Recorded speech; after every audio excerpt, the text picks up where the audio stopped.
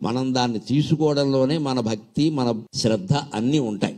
అటువంటి మేరలు లేని కృపాబ్ధి, ఎక్కడా చెలియల కట్ట కూడా లేకుండా, నాలుగు వైపులా ఏ గట్టు లేకుండా అనంతమైన దయాసాగరంలా కనిపిస్తూ ఉన్న యాదగిరి లక్ష్మీ నరసింహస్వామికి మన ప్రార్థన ఏమిటంటే, ఆ రూపం పెటు నచ్చనా సిరికి, ఆ సింహస్వరూపంలో ఎలా నచ్చాడమ్మా నీకు?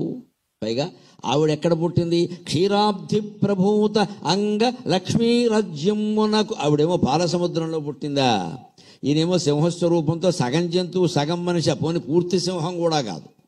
పూర్తి సింహం అయితే ఆవిడ సింహం రూపం ధరించు. సూర్యుని భార్యల్లో ఛాయాదేవి అని ఉంటుంది, సంజ్ఞాదేవి అని ఉంటుంది. సంజ్ఞా ఛాయా పద్మిని ఉషా సమేత శ్రీ సూర్యనారాయణ స్వామిని నమక అంటారు. సంజ్ఞాదేవి ఆవిడకి సూర్యుడితో కాపురం చేసి విసుగొచ్చింది. ఎందుకు వచ్చింది విసుగు అంటే, ఆ వేడి భరించలేక. ఇన్ని కోట్ల డిగ్రీల వేడి భార్యనైతే మాత్రం ఎంతకాలం భరిస్తారు అని ఆవిడ కోపం వచ్చి పుట్టింటికి వెళ్ళిపోతుంటే సూర్యనారాయణ స్వామికి మళ్ళీ అనుమానం రాకుండా ఏం చేసిందంటే, పుట్టింటికి వెళ్ళిపోయిందని ఆక్షేపిస్తారు. మరి అప్పట్లో పద్ధతి కాదు కదా అలా వెళ్ళడం. అందుకని ఆవిడ ఛాయ, ఆవిడ నీడని అక్కడ పెట్టింది. ఆవిడ ఛాయ రెండో భార్య. అందుకని సూర్యుడికి 4 పెళ్ళిళ్ళు అయ్యాయి అనుకోకండి, ఎవరికి అవ్వమ్మా. దేవతల్లో ఎవరికి 2 పెళ్ళిళ్ళు అవ్వలేదు.